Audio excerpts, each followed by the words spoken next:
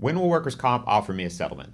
That's probably the number one question I get from my clients, and I see this question floating around all over the internet forums and other YouTube videos, and I thought I'd cover it. Quite frankly, it really depends.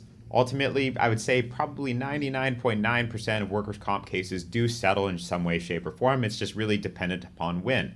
Usually, settlements are offered when you reach permanent and stationary status, or what is commonly referred to now is maximum medical improvement. And that means that you've improved as much as you can for the foreseeable future, and the doctors feel as though you've medically plateaued, meaning that really there's nothing else they can do to improve your condition in any real meaningful way.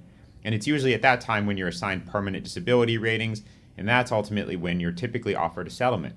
However, you can really settle a case pretty much any time you want. It really just depends on whether or not the insurance company perceives that they have some financial liability, therefore some financial incentive to offer you money to go away. We also see a lot of settlements occur when there's a hotly disputed issue that can create, make or break the case, meaning that the case is denied and we're set for trial on whether or not the injury happened, or if there's some other affirmative legal defense, whether it's statute of limitations or that you were on a lunch break or some other reason that the insurance company has denied liability for the case. And it's usually when it's kind of all or nothing and there's a lot at stake that sometimes we talk about settlement.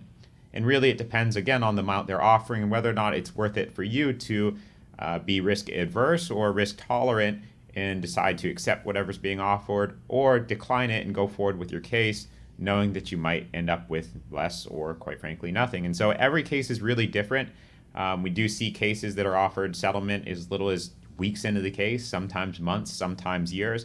Again, it's just all about whether or not you are getting an adequate amount that represents what your case value is, whether or not you're getting a fair shake at the end of the day, and whether you'll have the means to take care of yourself after a settlement, which also plays a huge part in whether or not generally clients decide to accept the case, accept the settlement and kind of walk away from the case. So again, it largely depends. It can be anywhere from a week to months to years. Every case is different. We just want to make sure that when we do settle cases, we're getting the best value possible for the client.